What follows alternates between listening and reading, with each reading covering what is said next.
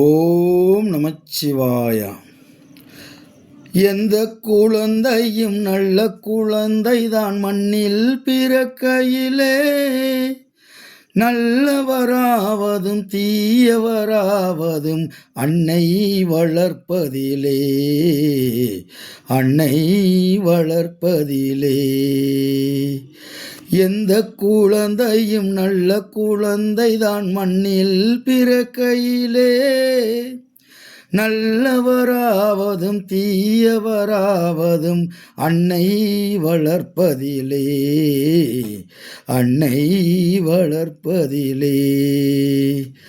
நான் ஆராரோ என்று தாளாட்ட, இன்னும் ஆராரோ வந்து பாராட்ட. என்னையா இவர் நல்லா தானே இருந்தார், திடீர்னு இப்படி இறங்கிட்டாரு, என்னென்னமோ சினிமா பாட்டெலாம் பாடுறாரு, இவர் என்னென்னமோ பண்ணி பார்க்குறாரு, ஒருத்தனை லைக் போடுற மாதிரி தெரியல, ஒருத்தனும் சப்ஸ்கிரைபர் பண்ணுற மாதிரி தெரியலன்னு சொல்லி நீங்கள் யோசிக்கிறது எனக்கு தெரியுது. இப்போ நம்ம சொல்லக்கூடிய அந்த கருத்துக்கும் அந்த பாட்டுக்கும் நிறைய சம்மந்தம் இருக்குது. இந்த பாட்டை, ஒரிஜினல் பாட்டை எழுதுனது புலமை பித்தன், கவிஞர் புலமை பித்தன் அப்படின்ற ஒரு கவிஞர் தான் இந்த பாட்டை எழுதுனது. இது நீதிக்கு தலை வணங்கு அப்படின்னு சொல்லி ஒரு எம்ஜிஆர் படம், நீதிக்கு தலை வணங்கு, அந்த படத்தில் தான் இந்த பாட்டு இருக்குது. இந்த பாட்டு இப்போ பாருங்கள், நான் பாடுறேன். இதே பாட்டை இன்னொருத்தர் இவருக்கு முன்னாடியே ஜோதிடர் ஒருத்தர், சபாபதி அப்படின்ற ஒரு மிகப்பெரிய பழங்காலத்து ஜோதிடர், இந்த பாட்டவே அவர் மாற்றி பாடுறார். எந்த குழந்தையும் நல்ல குழந்தைதான் மண்ணில் பிறக்கையிலே, நல்லவராவதும் தீயவராவதும் ஜாதக அமைப்பினிலே, ஜாதக அமைப்பினிலே. பாருங்க, சபாபதி ஜோதிடர் அப்படின்னு ஒரு மிகப்பெரிய ஒரு ஜோதிடர். இவர் யாழ்ப்பாணத்துக்காரர், யாழ்ப்பாணத்தை சேர்ந்தவர். இவர் சந்தானமணி என்ற ஒரு மிக அழகான அற்புதமான ஒரு புத்தகத்தில் இந்த கருத்துக்கு அவர் அப்ஜெக்ஷன் தெரிவித்து எழுதியிருக்கார். அதாவது இந்த பாட்டோடைய அர்த்தம் என்ன அப்படின்னா, எந்த குழந்தை நல்ல குழந்தை தான் மண்ணில் பிறக்கலை, அவன் நல்லவன் ஆகிறது தீயவன் ஆகிறது அம்மாவுடைய வளர்ப்பில், அம்மா வளர்த்துட்டாங்கன்னா சரியாக போகும் அப்படின்றாங்க. ஆனால் இவர் ஜாதக அமைப்பின் நிலைன்றார். அதோடைய விளக்கம் தான் பார்க்க போகிறோம். ஒருத்தருக்கு பிறக்கக்கூடிய குழந்தை அவன் நல்லவனாக பிறப்பானா இல்லை தீயவனாக வளர்ப்பானா அப்படின்றத இன்றைக்கி நம்ம எடுத்துக்கொண்டுள்ள தலைப்பு. அதாவது இன்றைக்கி நிறைய பேப்பரில் நம்ம நியூஸ் பேப்பரில் நிறைய செய்திகள் பார்க்குறோம். அம்மாவை கழுத்தை நெரித்து கொன்ற மகன், அப்பாவின் தலையை வெட்டிய மகன், இப்படிலாம் நிறைய நடக்குது. சில பேர் வீட்டில் சொல்லுவாங்க, உன்னை பெற்றதுக்கு ஒரு ஆட்டுக்களை பெற்றிருக்கலாம், அம்மிக்களை பெற்றிருக்கலாம்ன்ற டைலாக்கை சொல்லாத தமிழ்நாட்டு தாய்மார்கள் பெரும்பாலும் இருக்க மாட்டாங்க. ஏண்டா இவனை பெத்தான், தவம் இருந்து பெத்தான், இப்படி தடுதலையாக தொலைஞ்சிருக்கானே அப்படின்னு சொல்லி பெத்த பிள்ளையை திட்டக்கூடிய அம்மா அப்பாலாம் இருக்காங்க. அதெல்லாம் கர்ம வினையினுடைய வெளிப்பாடு அப்படின்னு சொல்லித்தேன். இந்த யாழ்ப்பாணத்து சபாபதி ஜோதிடர் அழகாக ஒரு பாட்டு எழுதியிருக்காரு. அதை பற்றியான விளக்கம் தான் சொல்ல போகிறேன். யாருக்கு நல்ல மகன் பிறப்பான், அதாவது அம்மா அப்பா இந்த இருவரும் திருமணம் பண்ணுறாங்க. பண்ணும்போதே இவங்களுக்கு பிறக்கக்கூடிய குழந்தை நல்ல குழந்தையாக பிறக்குமா, அல்லது மைனர் ஜெயிலுக்கு போகிற மாதிரி ஒரு குழந்தையை பெற்றுக்கிருவாங்களா, அப்படி கொடூரக்காரனாக பெற்றுக்கிருவாங்களா அப்படின்றத பற்றி தான் ரொம்ப அற்புதமான ஒரு 4 வரி பாட்டில் ஒரு விஷயத்தை சொல்லியிருக்காரு. இப்போ அந்த விஷயத்தை மட்டும் உங்களுக்கு சொல்கிறேன். கடைசியாக கூட அந்த 4 வரி பாட்டை கூட உங்களுக்கு நான் காட்டுறேன். பாருங்கள், இந்த வீடியோவில் என்ன பார்க்க போகிறோம்னா, சிறந்த பிள்ளைகளை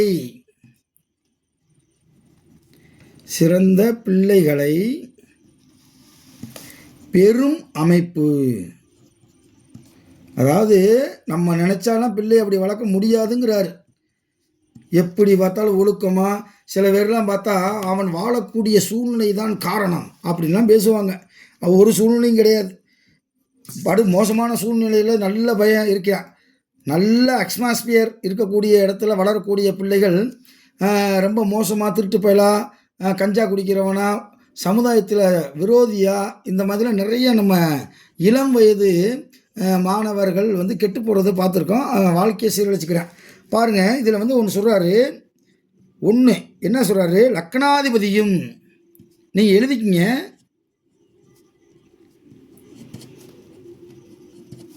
லக்னாதிபதியும் அஞ்சுக்குடையவனும்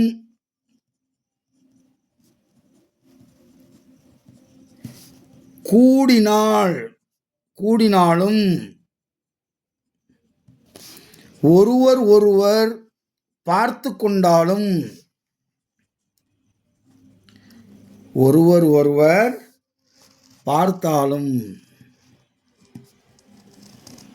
அவனுக்கு பிறக்கக்கூடிய பிள்ளை ரொம்ப யோகமான பிள்ளை, அதாவது சிறந்த பிள்ளை. அதுக்கு வேண்டிய இதுதான் பார்க்குறோம். அடுத்த வீடியோவில் யார் மோசமான பிள்ளையை பெற்றெடுப்பாங்க அப்படின்றத அடுத்து பார்ப்போம்.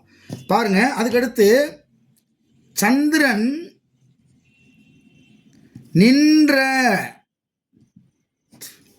ராசி அதிபதியும்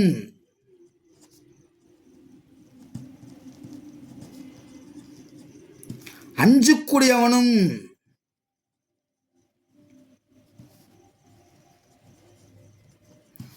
சேர்ந்தாலோ அல்லது சேர்ந்தாலும் பார்த்தாலும்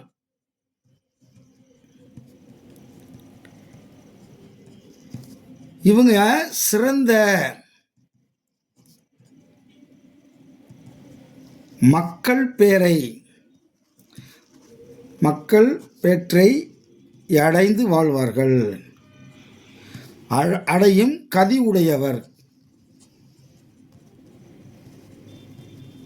அதாவது சந்திரன் என்ற ராசி அதிபதியும் அஞ்சுக்குடியவனும் சேர்ந்தாலும் பார்த்தாலும் அவங்களுக்கு பிறக்கக்கூடிய குழந்தை சிறந்த மக்கள் பேற்றை உடையவர்களாக, அது ஆம்பளை பிள்ளையோ பொம்பளை பிள்ளையோ, இந்த சமுதாயத்தில் நல்ல ஒரு பேரும் புகழும் வாங்கி நற்பெயர், நல்ல பேர், 4 பேர் பாராட்டுற அளவுக்கு அவங்களுக்கு குழந்தை பிறக்கும்டான்றேன்.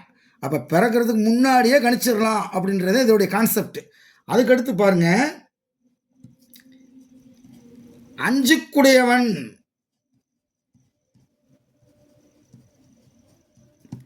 லக்கணத்திலிருந்து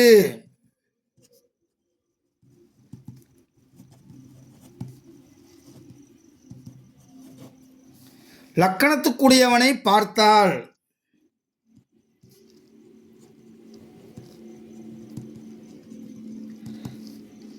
லக்கணத்துக்குரியவனை பார்த்தாலும் அல்லது லக்கணத்துக்குரியவனால்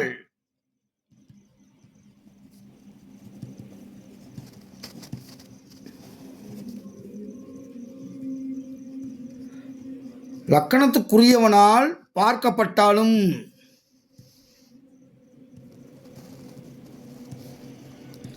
அப்படி போட்டுக்குருவோம். அங்கனமான சாதகருக்கு யோகமான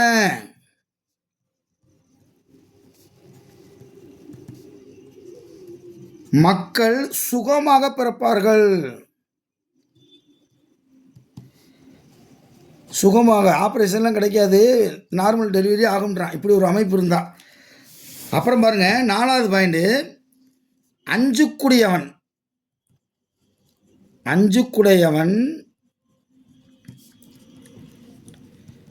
நட்பு அல்லது ஆட்சி அல்லது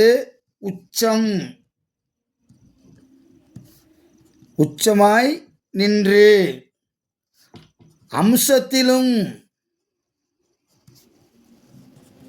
அம்சம்னா நவாம்சத்திலையும் அது எப்படி இருக்கணுமா, நட்பாக இருக்கணும், ஆட்சியாக இருக்கணும், அல்லது உச்சமாக இருக்கணும்.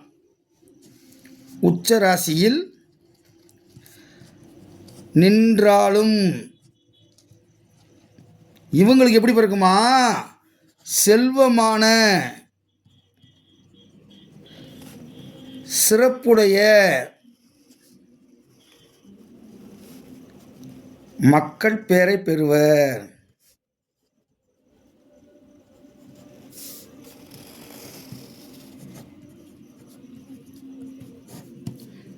அப்போ மக்கள் பேரை பெறுவார்கள். நல்லா கேட்டுக்குங்க. இதை வந்து நான் ஒரு கட்டம் போட்டு நம்ம நடத்தணும்னு அவசியம் இல்லை. இந்த கான்செப்டை நீங்கள் புரிஞ்சுக்கிறணும். 4 பாயிண்ட். அப்போ ஒரு கணவன் அல்லது மனைவி ஜாதகம் பார்க்க வர்றாங்க அப்படின்னா அவங்க ஜாதகத்திலேயே அவங்க பையனை பற்றி நம்ம சொல்லலாம். அதுக்கு தான் இந்த இதை சொல்கிறேன் நான். லக்னாதிபதியும் 5 கூடியவனும் கூடணும் அல்லது ஒரு பார்க்கணும். First point. 2வது பாயிண்ட்டு, சந்திரன் என்ற ராசி அதிபதியும் 5 கூடியவனும் சேர்ந்தாலும் பார்த்தாலும் சிறந்த மக்கள் பெற்றையடையும் கதியுடையவர். அது அடுத்து 3வது கருத்து, 5 கூடியவன் லக்கணத்திலிருந்து லக்கணத்துக்குரியவனை அல்லது லக்கணத்திற்குரியவனால் பார்க்கப்பட்டால் அங்கனமான ஜாதகருக்கு யோகமான மக்கள் சுகமாய் பிறக்கும். அப்போ இங்கே சிறந்த மக்கள்ன்றாரு, இங்கே யோகமான மக்கள்ன்றாரு.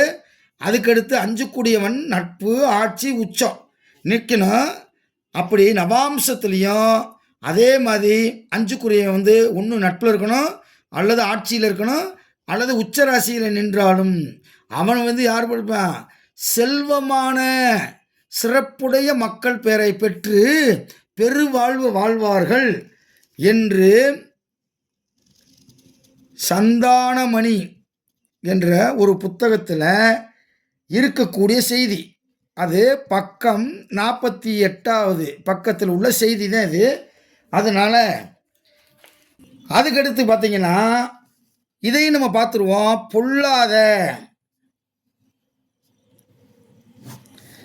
பொல்லாத பிள்ளைகளை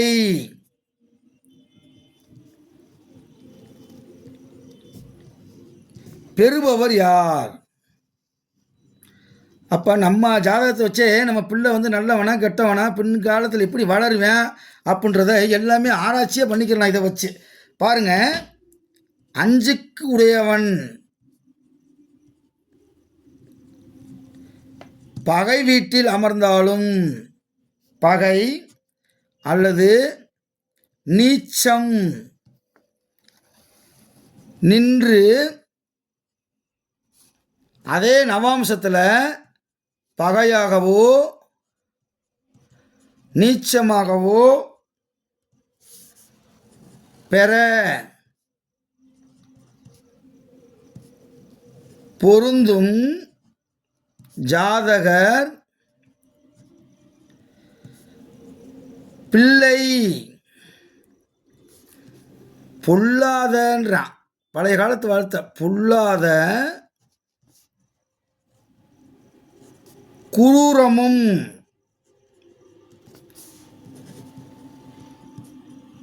கொடியவராக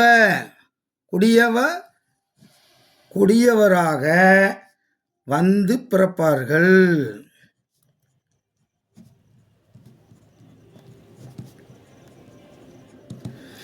அதாவது 5 கூடிய வந்து பகையாகவோ நீச்சமோ ராசியில் போய் உட்காந்துட்டாலே அப்போ அதே மாதிரி நவாம்சத்துலேயும் அதே மாதிரி அமைஞ்சு போச்சு அப்படின்னா அவனுக்கு பிறக்கக்கூடிய குழந்தை பொல்லாத குரூரமும் கொடியவனாக வந்து பிறப்பார்கள் அப்படின்றது.